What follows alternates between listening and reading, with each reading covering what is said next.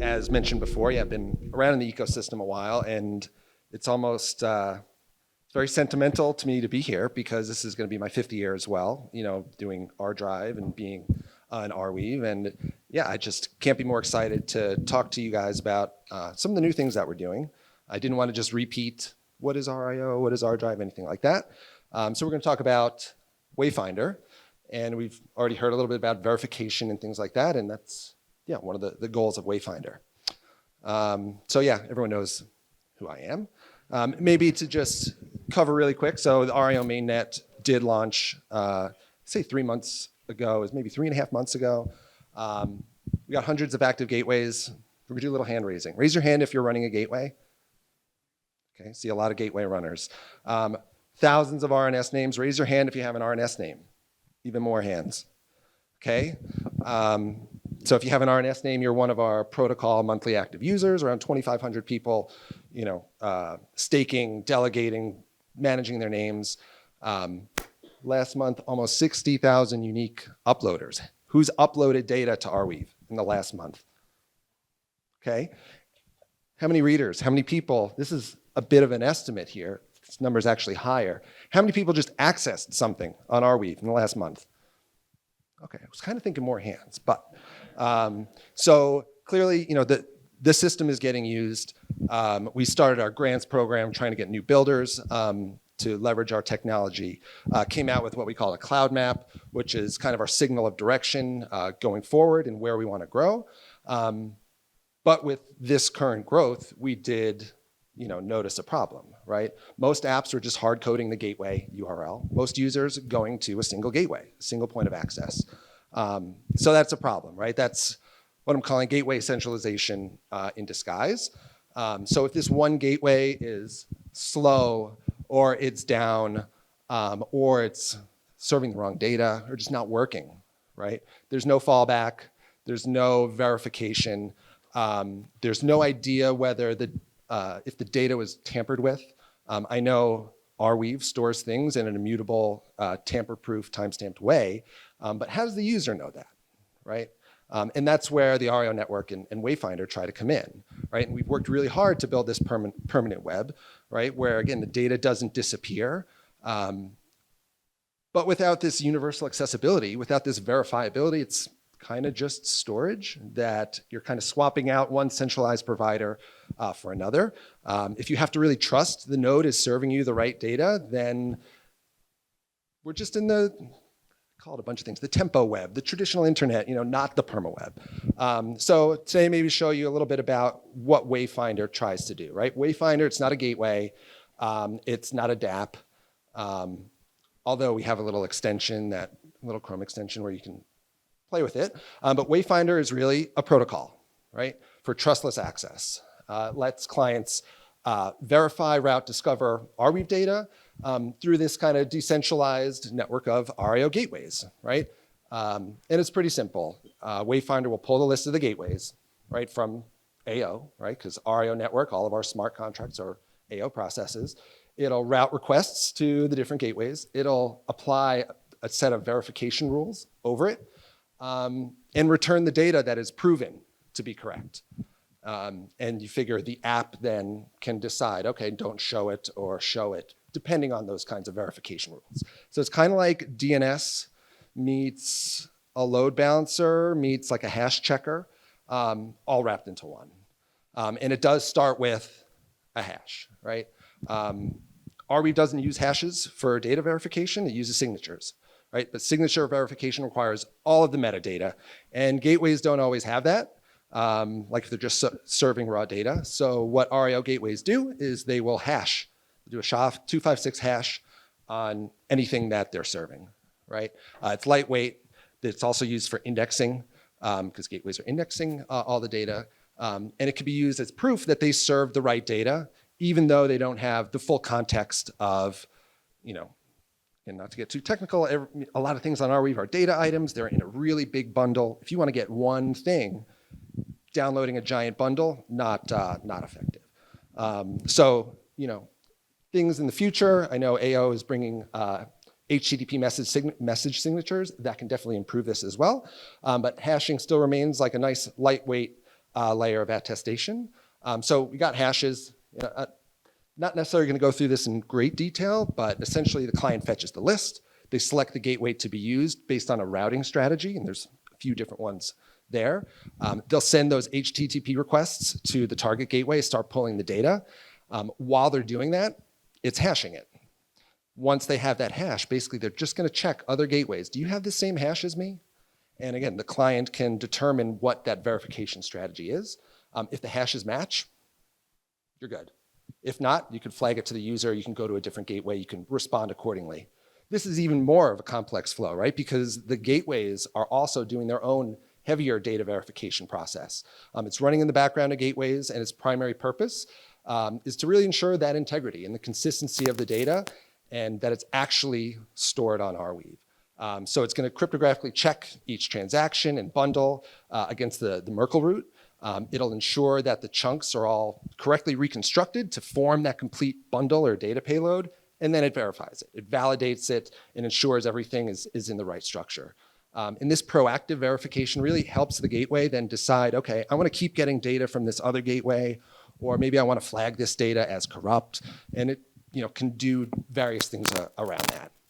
I mentioned before, there's different out-of-the-box routing and verification strategies. Developers can always build more on top of this. And yeah, there's trade-offs, right, between complexity, performance, and security, depending on what kind of verification or routing you want to do. Right? For example, from a routing perspective, you can send to a random gateway. You could pick from a list of static gateways. You could do a round robin or look at which gateways are performing the best. And for those familiar with like load balancers, some of these strategies look similar to what a load balancer would do. And then from a verification perspective, and now all of these aren't finished. I think we're still working on some of the signature verification, but you could verify it by the hash, by the data root, which is really used for layer 1 transactions only. And then soon, being able to verify the signature of any Arweave transaction or data item. So Wayfinder, is kind of the new name that we came up with for the AR:// protocol, right? Which ultimately supports a lot of different formats, right? Sure, you could put in a raw transaction ID, right? You could put in an RNS name. You could put an RNS name with paths, right? To the resource behind it, like if you're using a manifest. You could do AR:// to go to any of the gateway endpoints or APIs like GraphQL or Info. We have a couple experimental features, right? I don't know if anyone knows this, but you could do what we call this off-chain gasless RNS registration, where you can go to your traditional domain name and apply an Arweave transaction ID with a certain like TX record and resolve those. You can go to AR:// and have it route to the transaction ID that I specified as the owner of violentarios.com. Another experimental feature we're playing with, ENS, another name system, that some people do add Arweave transaction IDs into ENS. So you could do AR:// violentarios.eth. So even though I'm an ENS user, I could still specify that I want my website immutably stored forever on Arweave. And things like Wayfinder can make that easier, right? In all of these cases, you don't need to know the location of where you're going. And I think that's the key point, right? We have Arweave, it's location independent data. You shouldn't have to know the domain. You shouldn't have to know where to go. AO, location independent compute. I mean, we were talking before about hash paths, maybe could apply to this as well. But the whole point is you don't need to know where you want to go. In the future, not in the future, now we're already doing research around backing gateways with trusted execution environments. I don't know if you guys have seen some of my follies of trying to deploy a T. But yeah, it could allow gateways to serve data from inside this really secure enclave. So what that means is the right logic, the right code is always run, right? The right data that the gateway gets and serves is always going to be the same, and there's no tampering at all. So this is kind of the future that we're exploring. Clients sure can do this lighter weight verification, but something like a T means that the proof actually travels with the response. So that's kind of the future we're exploring. I wanted to try to do a quick demo I don't know if this is the best idea to demo beta code on an app that shows you anything on Arweave, but I'm going to do it. I don't know if you guys have heard of Roam. This is a fun little passion project of mine. Let's see if I could show it in action.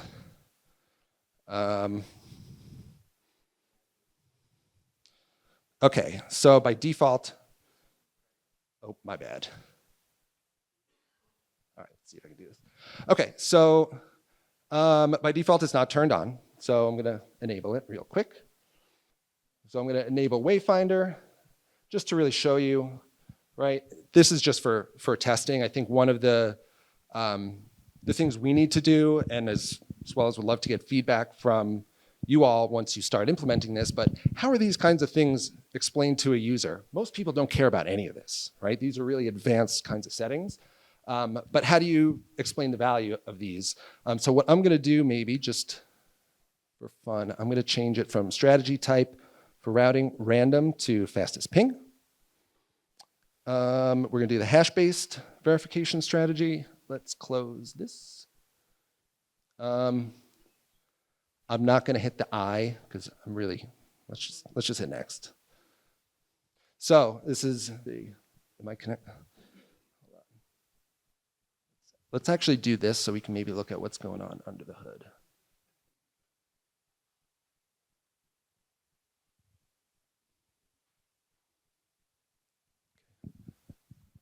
So we'll see it's doing a few things, right? So these info requests, because we picked the highest ping strategy, basically it's getting the list of gateways from the RAO network. It's finding the top 3, because I want 3 gateways, the top 3 with the best on-chain performance. And it does a ping. And I guess, I don't know why it's coming up as a red mark. Let's see, let's just go to console. Verification timeout. Okay, so maybe this is, okay, so that one worked. So what's also happening in the background, the app is actually prefetching the next transaction. So in that case, it's verified. I'm going next, verifying content. So you can see how it's redirecting here, lots of logs. Okay, green check mark. All right, great, some picture. And now this could be applied to any kind of content. These are just images. You could change it to videos, websites. It can really verify anything. So let's just change it to a video. Let's see if this works. Can't load any of these. Okay, well, let's just, so I guess it was struggling trying to load some videos there. But yeah, so here is a video that it was able to download, verify by checking the other hashes from the other gateways that have been returned from the list. It looks like, let's see where, interesting. It's getting some, looks like it's redirecting us to this ex nihilo DNS home .de. So I'm guessing the ping test found that one, I guess we're in Germany. So that was the fastest gateway for me. So again, this is rough. Wayfinder is still in beta. Really invite you all to check it out. Implement it into your apps. Let us know if you need any help doing that. That's probably it for the demo. Again, it's not too exciting, but we're just trying to show that, yeah, it's there. It's live. If I do this, go to the next slide. And that's it, guys. So again, I saw a bunch of hands raised for RNS. If you do not have an RNS name, please DM me or just come say hi to myself, John, Will. We will hook anyone up here with an RNS name. We really feel it's important for everyone in the ecosystem to have a friendly name. So yeah, thank you, everyone, and talk to you all later.